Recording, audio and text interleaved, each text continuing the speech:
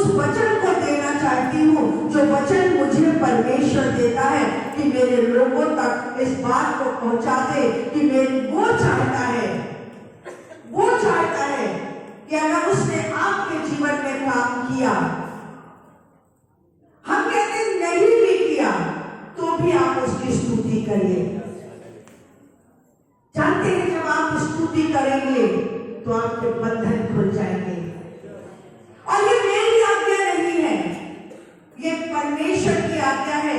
भजन संहिता 150 उसके 6 पद में इस पद को पढ़ देंगे। भजन संहिता 150 जिसको मिल जाए, मैं आगे इसके लिए आप लोगों को बैठा दूं, जिसको मिल जाए वो सबसे ऊंची आवाज में पढ़े। जितने प्राणी हैं, जितने प्राणी हैं, क्या प्राणी नहीं है? क्या प्राणी नहीं है? लिखा है जितने प्राणी हैं सब के सब यह की स्तुति करें। सब के सब, यहाँ मतलब का परमेश्वर की स्तुति करें, यह की स्तुति करें, यहाँ की स्तुति करो। ये एक आज्ञा है जो परमेश्वर, मेरा बनाने वाला, मुझे संभालने वाला, मुझे ऑक्सीजन देने वाला, मुझे बुद्धि देने वाला, मुझ में काम करने वाला, वो मुझसे और आपसे चाह रहा है कि हम उसकी स्तुति करें। एक बच्चे ने अपने बाप से पूछा, बाप ने कहा बेटा भवन चलना है। बेटे ने बाप से कहा क्या वहां जाने से मैं पास हो जाऊंगा? हाँ, हो जाओगे और हो नहीं जाओगे। 45% पे नहीं, 95% पे पास हो जाओगे। क्यों? क्योंकि बाइबल बताती है कि मैं तुम्हारी बुद्धि को अपने अधिकार में रखता हूं। आप हजारों रुपए की किताबें खरीद के रख लीजिए, हजारों रुपए की, मैं कहती हूँ आप पूरी लाइब्रेरी बना लीजिए, कंप्यूटर पर सारे ऐप डाउनलोड कर लीजिए, मगर मालूम है आप उसको चला नहीं पाएंगे, आप उन किताबों को पढ़ नहीं पाएंगे जब तक वो नहीं चाहेगा। अगर आप चाहते हैं कि आप अपनी जिंदगी में अव्वल बने तो उसको अव्वल जगह रख दीजिए, उसको आपको अव्वल जगह रखना है। वो आपको अव्वल बनाना दे तो मेरा नाम बदल दीजिएगा, क्योंकि परमेश्वर का वचन कहता है जब जब तुम मुझे ऊंचे पर उठाओगे मैं तुम्हें अपने पास खींच लूंगा। उसको जब महिमा देंगे, हम उसकी स्तुति करेंगे, किताब उठा के बैठे, हाँ प्रभु तेरा धन्यवाद, हाँ प्रभु तू महान है, हाँ प्रभु तूने मुझे बुद्धि दी है, हाँ प्रभु तू मुझ में काम करता है, तेरा धन्यवाद हो। चलते फिरते हमें उसकी स्तुति और बड़ाई करनी है। चलते फिरते मुझे उसके नाम को महिमा देनी है।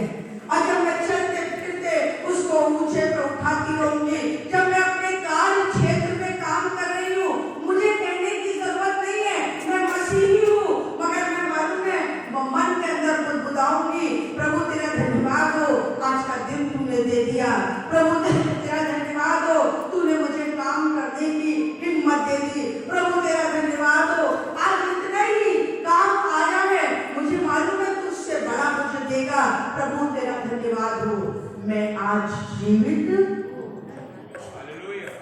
जानते हैं आप कहेंगे हम प्रार्थना तो करते हैं, हम प्रार्थना तो करते हैं, मगर प्रार्थना हमारी कैसी होती है हम सब जानते हैं, सिवाय शिकायतों के, और हम उससे कुछ नहीं कहते, सिवाय शिकायतें होती हैं। क्या प्रभु तेरे भवन में जा रहे फिर भी शरीर में दर्द है, घुटने काम नहीं कर रहे, क्या प्रभु पानी बरसा दिया तुमने आज, क्या प्रभु कितनी ठंड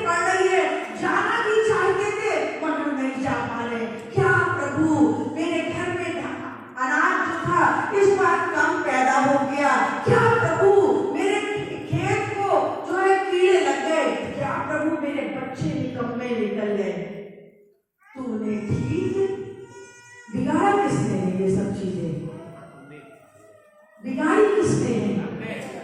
हमने। शिकायत किससे कर रहे हैं? उससे। हमें उससे शिकायत नहीं करनी है, हमें धन्यवाद करना है, हमें धन्यवाद स्तुति करनी है। प्रभु ये बच्चे तो दिए, जाने कितनी औरतें हैं जो बांझ रह गई, मगर मेरे पास बच्चे तो दिए, मैं तेरे अनुग्रह में इन बच्चों को दूंगी और मेरे बच्चे एक उज्जवल भविष्य को देखने पाएंगे।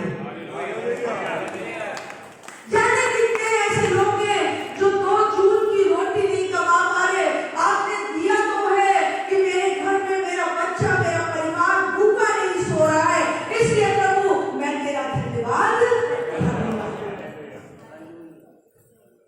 ऐसे बहुत सारी चीजें जो हम शिकायत करते प्रार्थनाओं में। परमेश्वर कहता है शिकायतें मत करो, वो मुझे मालूम है, तुम्हारी सारी कमी मुझे मालूम है, मगर तुम मेरी भरपूरी नहीं देख पा रहे हो, तुम मेरी अच्छाई नहीं देख पा, मेरी मत देखेगा। तुम, परमेश्वर कह रहा है तुम मेरी अच्छाई नहीं देख पा रहे हो। मैं वो हूं जो 7 वक्त की विधवा को अकाल में रोटी खिला सकता है। मैं वो हूं जो लाजर को कब्र में से निकाल सकता है। मैं वो हूं जो 12 साल की औरत को लहू बहने से बचा सकता है। मैं वो हूं जो कोड़ी को चंगा कर सकता हूं। तुम क्या शिकायत कर रहे हो? प्रभु ये कोड़ हो गया, ये सफेद दाग हो गया, ये सफेद दाग हो गया। नहीं प्रभु धन्यवाद हो, ये सफेद दाग तो हुए, मगर इसके द्वारा मैं तेरे पास आ गया। जानते हैं जब आप प्रशंसा करेंगे उसकी, जब आप स्तुति करेंगे उसकी, यकीन जानिए आपके घर के खत्ते उमड़ेंगे, यकीन जानिए आपका जीवन बदलेगा, यकीन जानिए आपके साथ साथ आपके नगर का जीवन बदल जाएगा।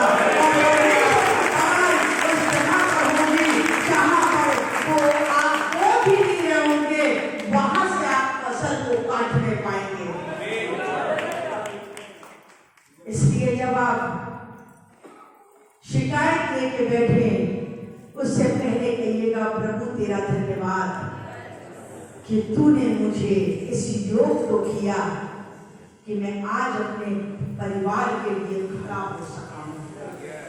हबक्कूक की किताब पुराने नियम में जाएंगे और मलाकी से पहले हबक्कूक की किताब उसका 3 अध्याय उसके 17 पद से 19 पद तक पढ़ेंगे। हबक्कूक क्योंकि चाहे अंजीर के वृक्षों में, अंजीर घाटा दिखा रहा है यहाँ पे। हबक्कूक एक नबी था। हबक्कूक नबी भरपूरी नहीं दिखा रहा। हबक्कूक नबी एक बात कह रहा है,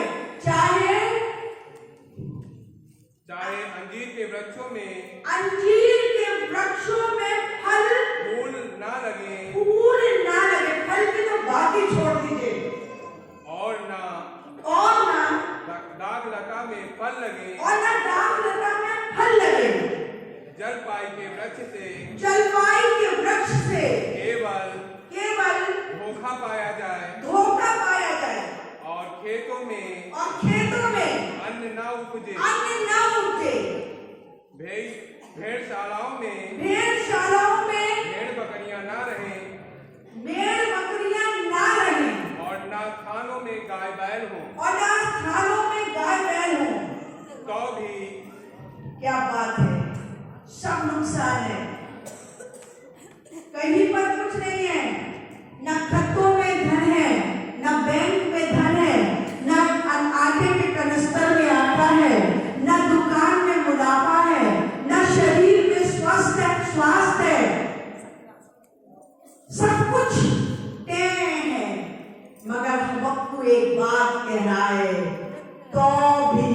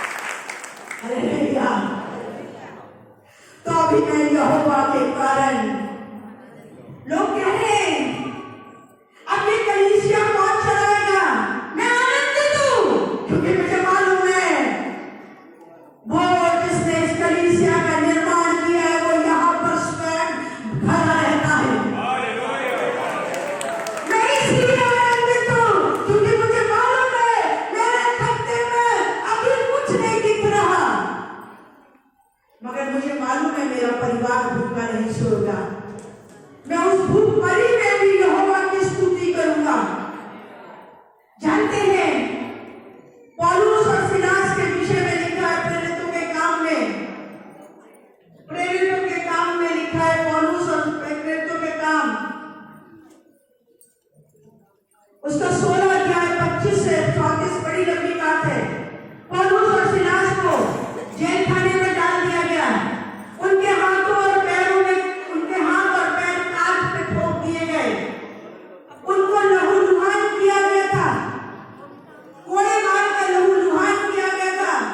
बचने की कोई उम्मीद नहीं थी, बचने की कोई उम्मीद नहीं थी कि पौलुस और सिलास बच जाते। मगर मालूम है वो क्या करने लगे? वहां लिखा है पौलुस और सिलास स्तुति करने लगे, यहोवा की बड़ाई हो, यहोवा की बड़ाई हो। मैं इस योग्य को ठहराया कि मुझ पर यहोवा के नाम से आज सतावा आ रहा है। हालेलुया। लिखा है वचन में, जब जब तुम सताए जाओ तो तुम आनंद मनाना। बुड़बुड़ाने का समय नहीं है, बुड़बुड़ाने का समय नहीं है। लोग कह रहे होंगे पौलुस और सिलास तुम पागल हो गए हो, तुम पागल हो गए हो। तुम आधी रात में चिल्ला चिल्ला कर स्तुति करो, यहोवा तेरा धन्यवाद, यहोवा तू महान है, यहोवा तू बलशाली है, यहोवा तू प्यार है, यहोवा तू मुझसे प्रेम करता है, मैं यहोवा का हूँ, वो मुझे बचाएगा। इस जेल खाने में, अगर इस जेल खाने में उसे बचाना होता तो वो पहले जेल खाने में डालता नहीं। मगर मालूम है, लिखा है यहोवा अपने कामों को कहीं पे भी जाके कर सकता है, तो उसकी बड़ाई उस बंद जेल खाने में भी वो अपनी प्रशंसा सुन करके कुड़कुड़ा सकते थे। पौलुस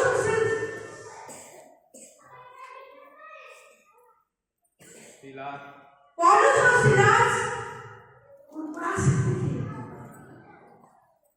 क्या प्रभु तुम्हारे तो काम कर रहे थे, क्या प्रभु तुम्ही ने तो भेजा था, जाओ जाके मेरे वचन को सुसमाचार फैलाओ। तुम्ही ने तो कहा था, जब तुमने भेजा था तो तुमने फिर क्यों बंदी बनवाया? चलो बंदी बनवा लिया था, कोई बात नहीं, मगर कोड़े क्यों लगवाए? चलो कोड़े लगवा लिए थे तो कोई बात नहीं, ये हाथ पैरों में कीड़े क्यों ठुकवाई? जानते हैं, अगर आपके जीवन में ये चीजें नहीं होती तो आपको देखकर जो लोग जो बंधुआई में हैं वो स्वतंत्र। लिखा है जब वो लोग स्तुति और बड़ाई कर रहे थे, आधी रात को प्रशंसा कर रहे थे परमेश्वर की चिल्ला चिल्ला कर, तो मालूम है क्या हुआ? वो बंदी गृह की नींवें हिल गई और पौलुस और सिलास और उनके साथ के सारे कैदियों की बेड़ियां टूट गई। जानते हैं, इस बेड़ियों में जब आप जकड़े हैं, यकीन जानिए जब आप स्तुति करेंगे तो आपको देखकर लोग आपके परमेश्वर की महिमा करते पाएंगे। मैं यहाँ पर एक जिक्र बताना चाहती हूँ। भैया भी सेवा में आए थे और रेडीमेड शर्ट्स हम लोग कानपुर से उठाया करते थे। कानपुर में बड़े भारी मतलब वहाँ पे डीलर्स रहते और मारुति वैन किराए की लेकर हम लोग उसमें डालते थे। और भैया आउटर ऑफ लखनऊ, तब मैंने अभी जो मैं नाम सुन रही हूँ अचरा मऊ, नगवा मऊ, इटौंजा, ये तब भैया के मुँह से सुना करती थी, क्योंकि भैया इस काम को करने के लिए, जीविका चलाने के लिए उस जगह जाया करते थे। और 600 रुपये मारुति का किराया हमें देने देना। कभी कभी ऐसा होता था कुछ नहीं दिखा, शाम को 600 रुपये ड्राइवर के हाथ में रखते हैं। एक दिन ड्राइवर गुड्डू, उसका नाम हम लोग कभी नहीं भूलते, बहुत प्यारा बेटा था। ड्राइवर गुड्डू कहने लग गया, भैया अगर आपके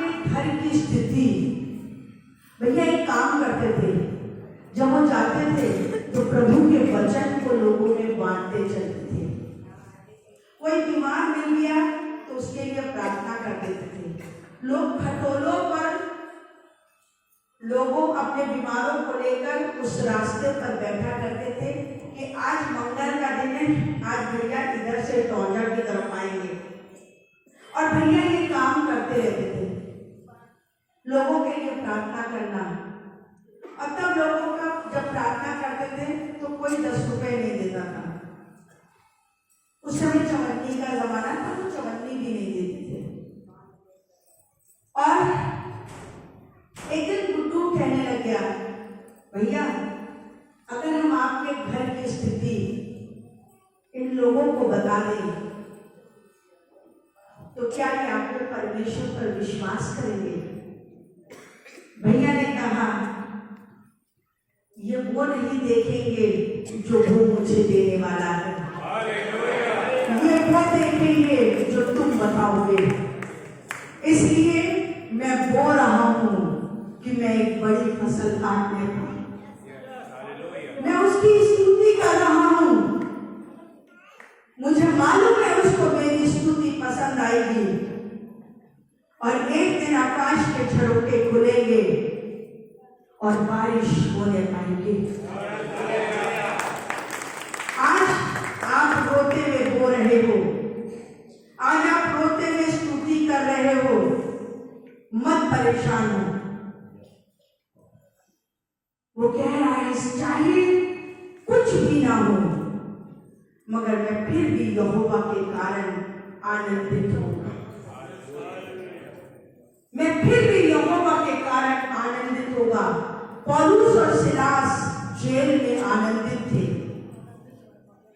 कष्ट नहीं दिख रहा था। हमारे तो छोटी सी चोट लग जाती है, हम फोन करके भाभी उंगली कट गई, बहुत खून बह रहा है, धन्यवाद प्रभु कि मेरे शरीर में खून है जो बह सकता है। जाने कितने ऐसे मुर्दे हैं जिनके शरीर में खून नहीं है।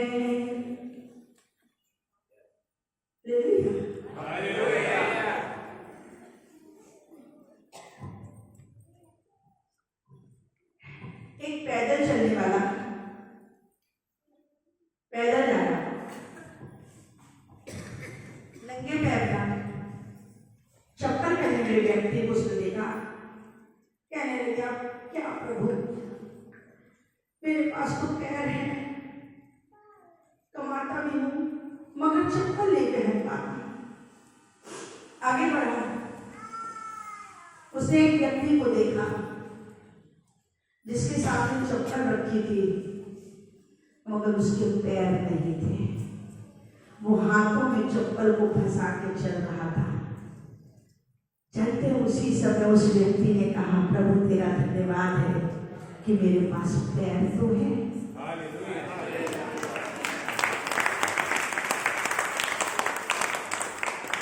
जो नहीं है उसको मत देखो, जो है उसका धन्यवाद करो। जब तुम उसका धन्यवाद करोगे तो पौलुस और सिलास की तरह वो तुम्हारे बंधनों को तोड़ देगा और तुम्हारे जीवन में वो खुशी दिलाएगा जो तुम जिस चीज के अधिकारी हो गए। ये हिजकिय्याह राजा की कहानी सबने सुनी कि हिजकिय्याह राजा के पास एलीशा गया, यशायाह गया और कहने लगा, बस तू मरने वाला है, अब तुझे जो करना हो वो कर ले, अपने घर के लोगों को बुला ले, अपना घर वर ठीक ठाक कर ले, जो करना तुझे कर ले। परमेश्वर ने यशायाह को भी रखा कि जाकर हिजकिय्याह से कह दे, मगर मालूम है हिजकिय्याह पहले तो यशायाह की तरफ देखता रहा, शायद यशायाह पलटेगा, शायद यशायाह पलटेगा, शायद यशायाह कहेगा ये भविष्यवाणी झूठी है, शायद यशायाह मैंने तो प्रभु के लिए बड़े काम किए हैं, जैसा जैसा वो मुझे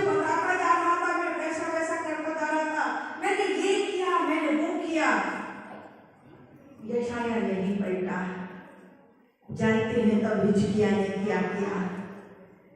पीठ दीवार की तरफ घुमाई और परमेश्वर की स्तुति करने लग गया। परमेश्वर की स्तुति करने लग गया और स्तुति करने लग गया और स्तुति करने लग गया। यशाया घर से निकलकर आंगन में पहुंचा और वो स्तुति करने लग गया, प्रभु तू कितना महान है, तूने मुझे इतना दिया, तूने मुझे ये दिया, तेरा धन्यवाद हो, तेरा धन्यवाद हो। दीवार उसकी परमेश्वर मुंह की तरफ थी, दीवार पे परमेश्वर की फोटो नहीं थी, दीवार पर कुछ नहीं था, कोई क्रॉस नहीं थी, कोई कुछ नहीं था, क्योंकि तब तक यीशु मसीह कुर्बान नहीं हुआ था। मगर यीशु परमेश्वर को अपने सबूत जानकर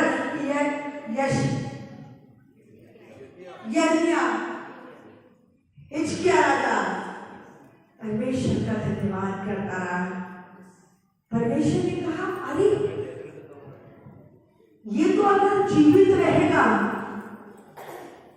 तो मेरी महिमा और बढ़ेगी, अगर ये जीवित रहेगा तो ये बहुत से लोगों को बचा लेगा, अगर ये जीवित रहेगा तो मेरा काम और बढ़ेगा। जानते हैं उसने यशाया के कदमों को रोक दिया और पलटा दिया और उससे कहा, जाओ जाकर हिजकिय्याह राजा से कहो कि मेरे तेरी जिंदगी के 15 साल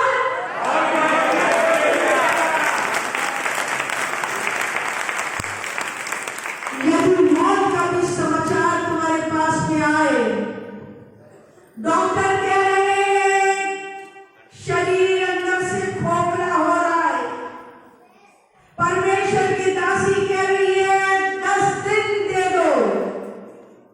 वो डॉक्टर तो दिख रहा है, वो परमेश्वर नहीं दिख रहा, मगर यदि तुम्हारा विश्वास है तो और तुम उस 10 दिन में सिर्फ एक काम करोगे, यहोवा की बड़ाई करोगे। परमेश्वर तू भला है, परमेश्वर तू भला है, तू मृतकों को चंगा करता है, तू रोगियों को चंगा करता है, मैं तेरी बड़ाई करूंगा, मैं तेरे नाम को सराहूंगा। यकीन जानो 10 दिन के अंदर नहीं, 5 दिन के अंदर वो तुम्हारे लोगों को अपनी शरीर पर खींचेगा।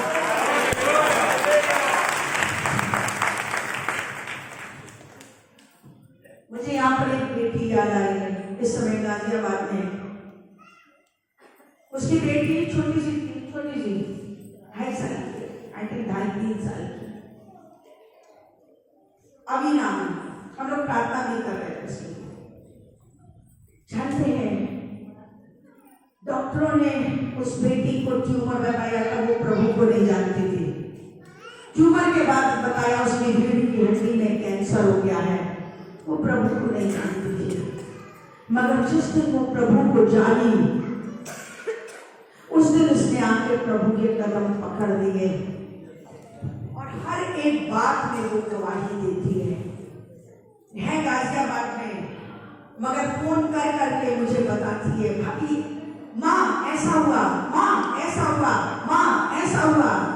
जानते हैं जब तुम उसकी प्रशंसा करोगे, वो तुम्हारे घर से मौत को ले जाएगा। आज हमें अकाल मृत्यु नहीं होने पाएगी, मृत्यु तो होगी मगर अकाल मृत्यु नहीं। परमेश्वर कह रहा है, हे सब पृथ्वी के रहने वालों, याह की स्तुति करो, याह की स्तुति करो। चाहे किस किस की स्तुति करते हो, कभी आकाश की, कभी चंद्रमा की, कभी सूरज की, कभी पेड़ की, कभी नदी की, कभी पत्थर की, कभी इसकी, कभी उसकी, कभी ठहर जाओ। इन सब को जिसने बनाया है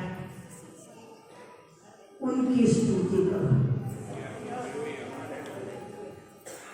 इन सब को जिसने, उत्पत्ति की किताब बताती है, मैं नहीं कह रही कि उन सब को परमेश्वर ने बनाया है। योना नबी की बात करेंगे। योना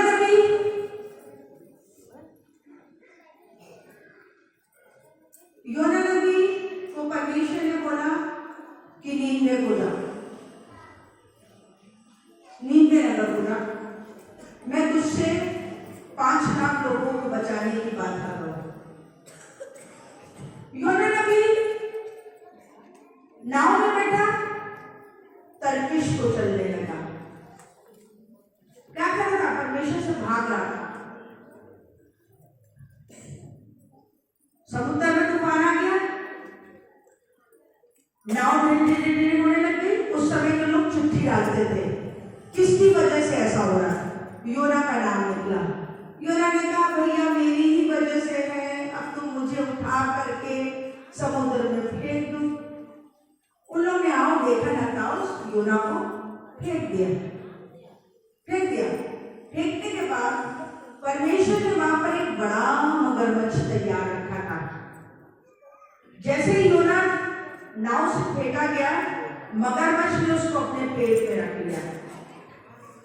अब अगर योना नबी की किताब उसका 2 अध्याय आप पढ़ेंगे, योना नबी की किताब उसका 2 अध्याय, उसके 1 से 8 पद तक पढ़ेंगे तो वो नहीं, अभी नहीं, 2 से 1 से 8 तक वो इतना कह रहा है कि यार क्या है ये बदबू पेट में, मगरमच्छ की बदबू, मगरमच्छ का सब चीज कहाँ तुमने डाल दिया? क्या यार, इससे तो अच्छा मैं मर जाता, इससे तो अच्छा मैं क्या होता।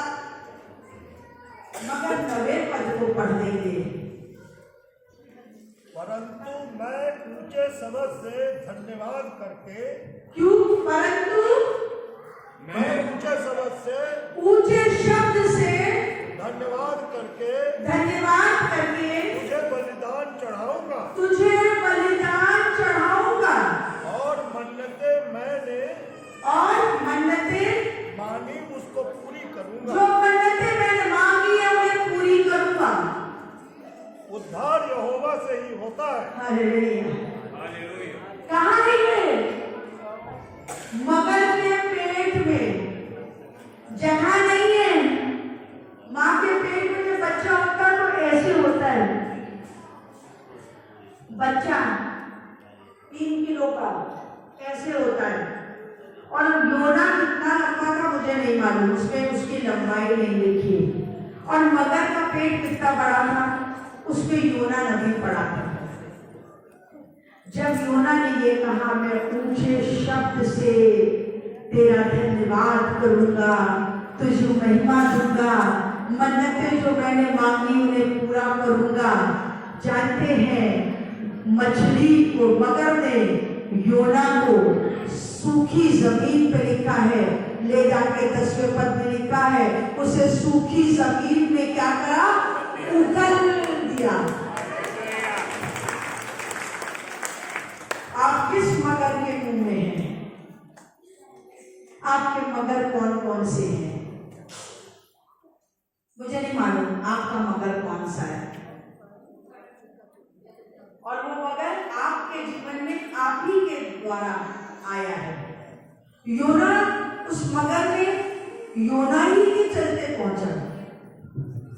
सोच के देखिए, अगर वो मगर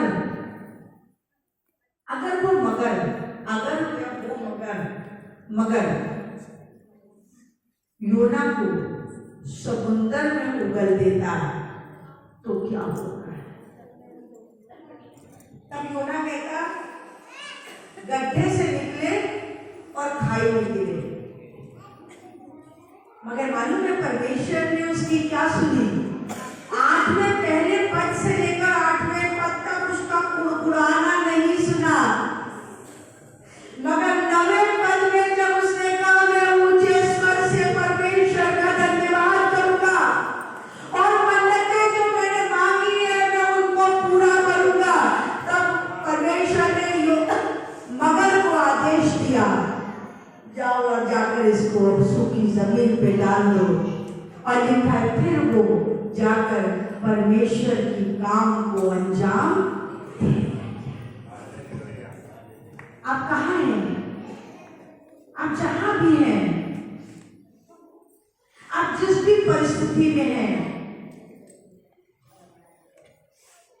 सुबह हो या शाम ले लो प्रभु का नाम, कहते जाना तुम। चाहते हो बंधन ना खुल जाए तो मेरा नाम बदल देना। मैं हर समय कहती हूँ मेरा नाम बदल दो। 5 उंगलियां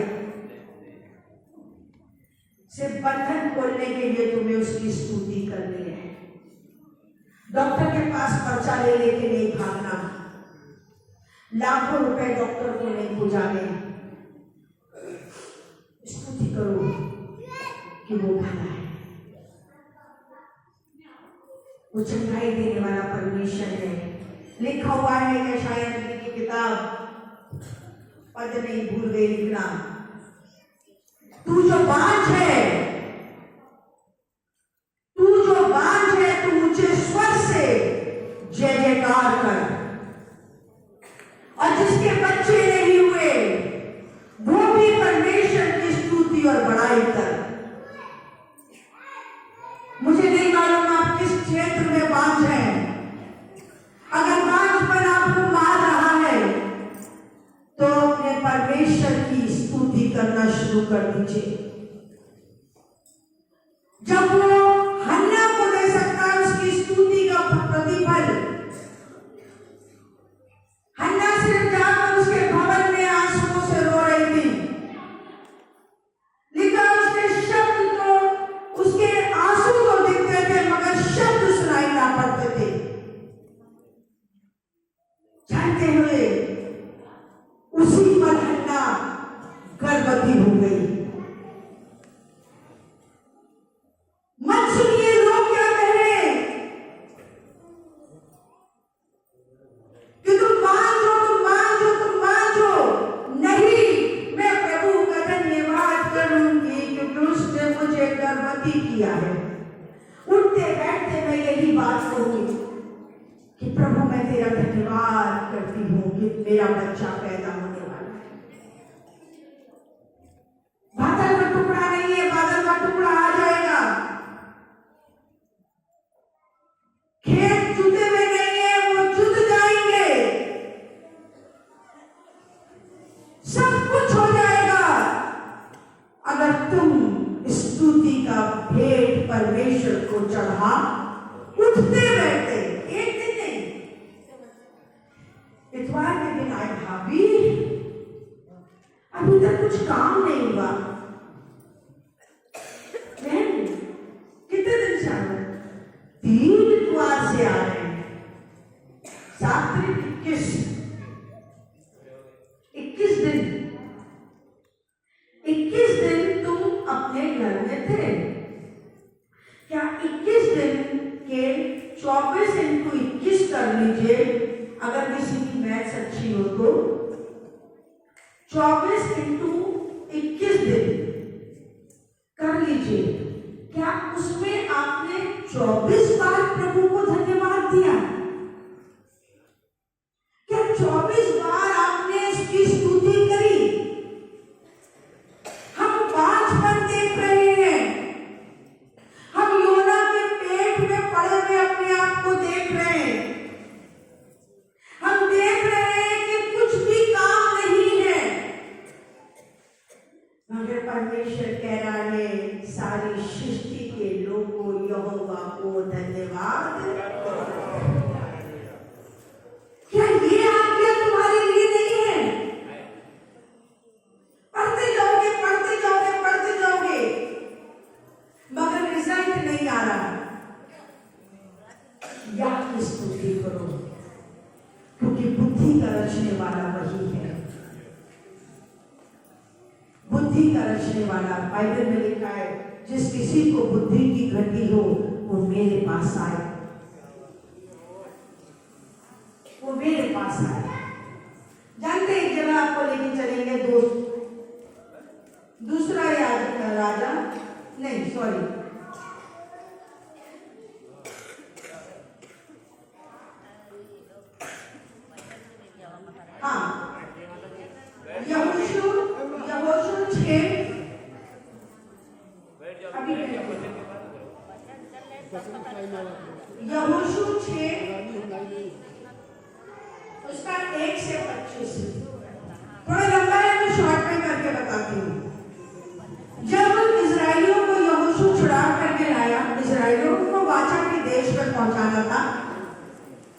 वाचा के देश में जाना था, मगर वाचा के देश में जाने से पहले एक नगर था जो यरीहो का नगर था।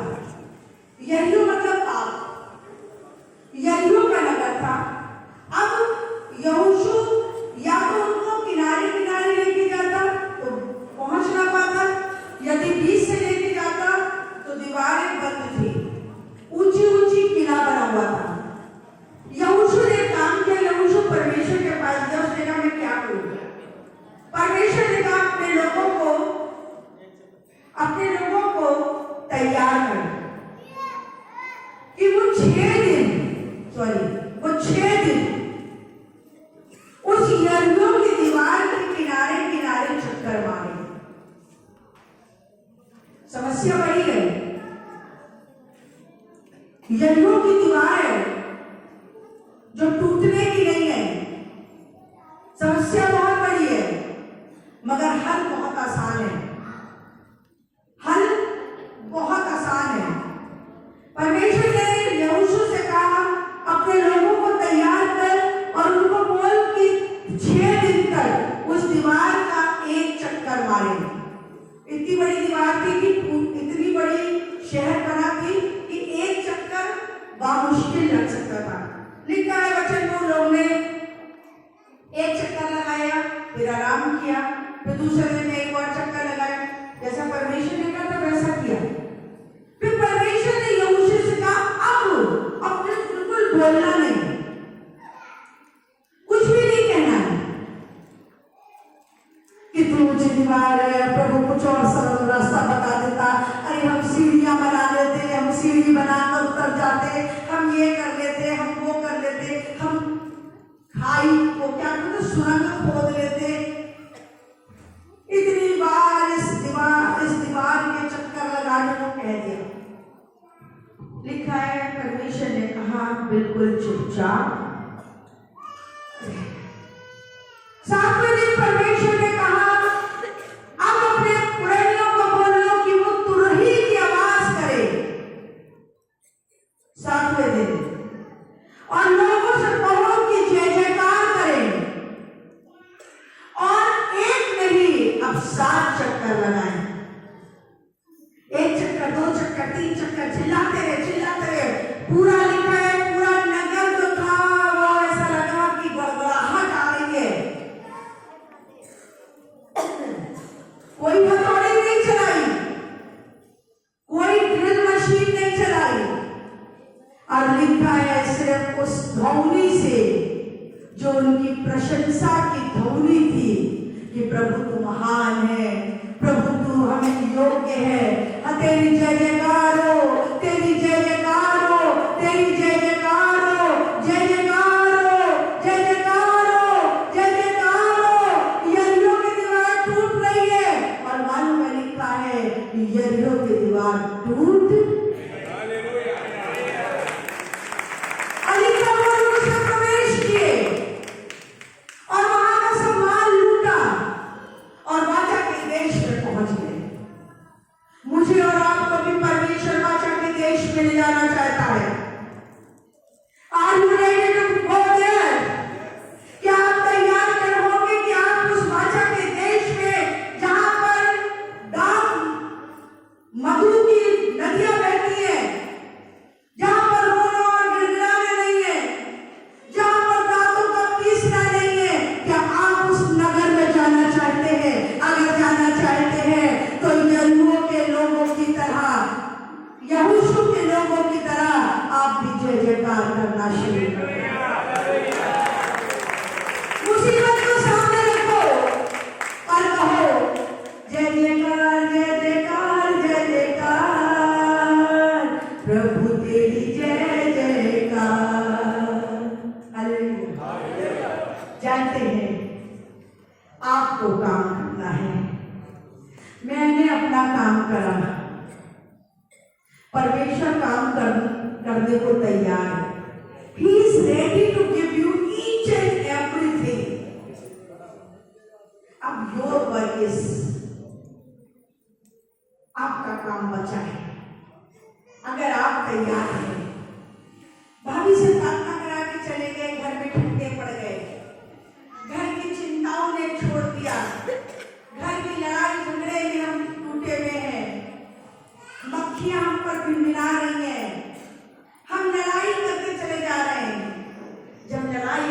रही हो, जय जयकार करो। जब भटपूरी नहीं हो रही है, जय जयकार करो। जब कमियां दिख रही हो, जय जयकार करो। जानते हैं जय जयकार करो। एक व्यक्ति के विषय में लिखा है पौलुस की किताब में। वो व्यक्ति लंगड़ा था, सुंदर फाटक के दरवाजे पे बैठाया जाता था। सुंदर फाटक के दरवाजे पर क्या किया जाता? कस के बोल दो।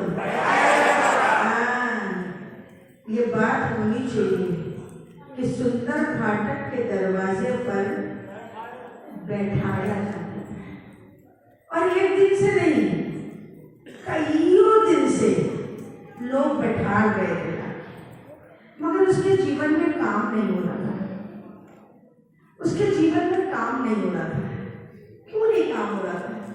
वो सोच रहा था मैं यहाँ बैठा हूँ, शाम को आमदनी करके उठ जाऊंगा। मैं यहाँ बैठा हूँ, शाम को नोट गिनूंगा। नहीं काम हो रहा था। हो सकता बना बहन काम। पहले ही दिन जब बैठाया गया मंदिर के फाटक के बाहर, क्यों भाई लोग? काम हो सकता था ना उसके जीवन में? क्या नहीं किया उसने? क्या नहीं किया? परमेश्वर की महिमा नहीं। महिमा नहीं, आवाज तो आ रही होगी बाहर। मुझे नहीं पता तब कैसे आराधना होती थी। शायद तुम ही तो फूकी जा रही होगी, आवाज तो आ रही होगी। अगर वो उसी समय कहता प्रभु का धन्यवाद, मैं आज यहाँ पर हूँ, प्रभु का धन्यवाद, मुझे इस स्थान पे लाया है, प्रभु का धन्यवाद, अब मैं भिखारी नहीं रहूंगा, प्रभु का धन्यवाद, मैं उसकी महिमा करूंगा। जानते हैं पहले दिन शायद उसमें इतना बल आ जाता कि वो उठकर मंदिर के अंदर चला जाता। आप आ रहे हो, कईयों साल से आ रहे हो, कईयों महीनों से आ रहे हो, मगर आपके जीवन में काम नहीं हुआ। क्यों? क्योंकि आप अपनी मुसीबतों को देख रहे हो और परमेश्वर का धन्यवाद नहीं कर रहे हो। आप उसी भिखारी की तरह बैठे रह जाओगे और आपका जीवन नहीं बदलेगा। बुरा लगे तो धन्यवाद कहिएगा। जानते जब हमें कोई चीज बुरी लगती है तो हम उस चीज को अच्छा करने के लिए सोचते हैं। इन्होंने कैसे कह दिया कि तुम्हारे जीवन में काम नहीं होगा, मैं करके दिखाऊंगा। और यही डिटर्मिनेशन आपको परमेश्वर तक पहुंचा देगा। आपको बीमारी नहीं है जो सुंदर फाटक के दरवाजे पर कोई बैठा दे। आप वो व्यक्ति हैं जो मंदिर के अंदर आकर के परमेश्वर की स्तुति और बड़ाई करे, उछले कूदे। लिखा है जब पौलुस और सिलास ने उसको बोला यीशु के नाम से, वो उठ के खड़ा हो गया और परमेश्वर की बड़ाई करता हुआ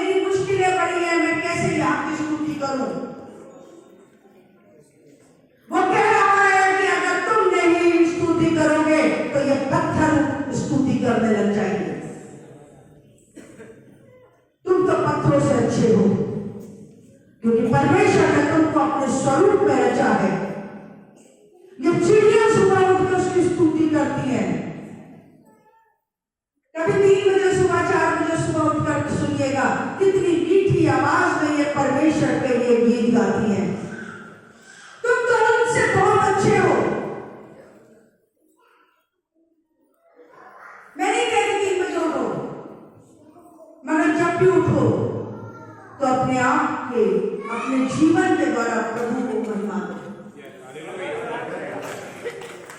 ये जीवन गुजर जाएगा, एक दिन मौत आनी ही आनी है। मैं नहीं कह रही कि परमेश्वर में आने पर या उसकी स्तुति करने पर या उसकी बड़ाई निरंतर करने से तुम मरोगे नहीं, मैं ये बात नहीं कह रही। कई बार मैंने लिखा है, मगर मालूम है अगर तुम उसकी स्तुति निरंतर अपने मुंह से करते रहोगे तो तुम्हारे जीवन में पाप घर नहीं कर पाएंगे, बुरी सोचें तुम्हारे जीवन को बर्बाद नहीं कर पाएंगे। इसलिए उस सुंदर फाटक पर बैठे हुए भिखारी की तरह मत करो, उठो और यह की स्तुति करो। हर पल चलते हुए आप गाड़ी चला रहे हो, यहाँ पर मुझे बड़ा कभी कभी मैं सोचती थी, भैया को देखती थी, कुछ उनको मन में आया, स्कूटी चला रही है, मोटरसाइकिल पहले हुआ करती थी, हाथ उठा कर क्या हुआ साहब, धन्यवाद कर रहा हूँ। क्या याद आ गया? बहुत कुछ जो उसने मेरे लिए किया। हमारी भी आदत यही है, मुझे कभी भी कुछ याद आता है मैं बैठ जाती हूँ, कोई समय नहीं है कि वो समय घड़ी ही देखेंगे, नहाएंगे नहीं, दंत मंजन नहीं किया है तो प्रभु की स्तुति नहीं कर पाएंगे। अरे नहाओगे तो तुम अपने शरीर के बाहरी अस्तित्व को धो रहे हो, प्रार्थना करोगे तो तुम्हारा अंदर धुलेगा, स्तुति करोगे तो तुम्हारा अंदर धुलेगा। सुंदर फाटक पे बैठे हुए व्यक्ति की तरह नहीं, मगर यरीहो की दीवार को गिराने वाले बन जाओ कि मेरी स्तुति इतना रंग लाएगी कि मेरे जीवन की यरीहो की दीवारें गिर जाएंगी। अगर ये कर सकते हो तो अपने घुटनों पर बैठो और कहो, प्रभु मुझे तैयार कर कि मैं तेरी स्तुति की भेंट चढ़ा सकूं।